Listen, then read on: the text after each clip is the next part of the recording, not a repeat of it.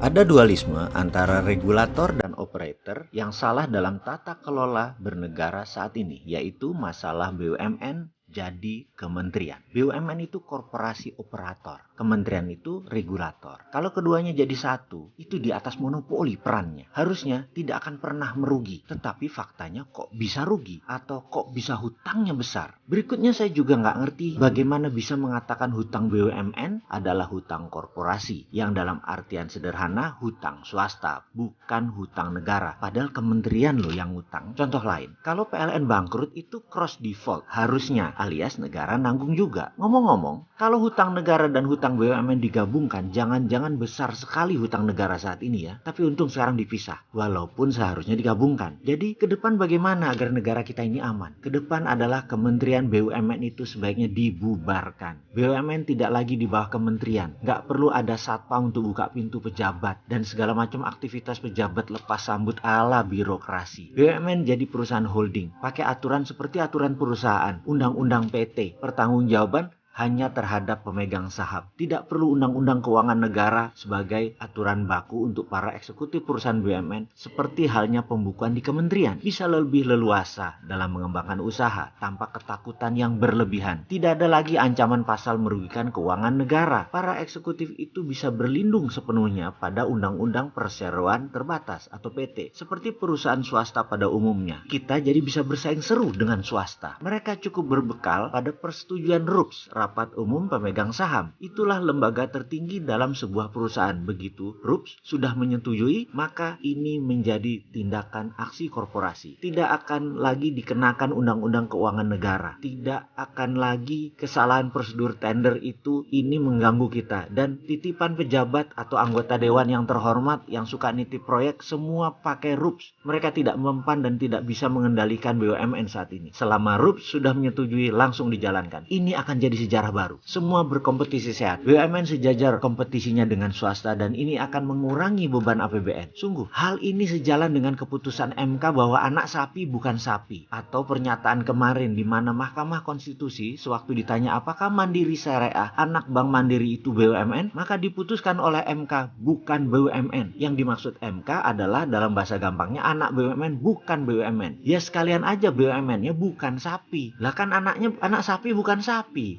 Alias nggak pakai undang-undang keuangan negara, lepas pakai undang-undang perusahaan. Sesimpel itu. Jadi BUMN harus tidak boleh jadi kementerian lagi. Dengan demikian BUMN jadi lincah, jadi profit orientasinya, dan bisa buang 500 anak usaha yang tidak produktif dari 800 yang saat ini. Buat 5 holding, tidak perlu membangun super holding. 1.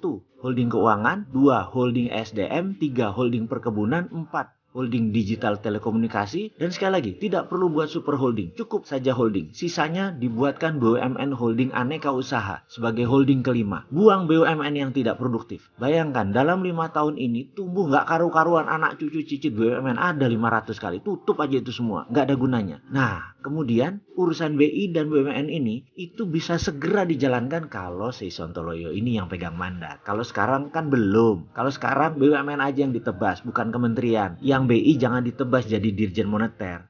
Gak enak sama IMF.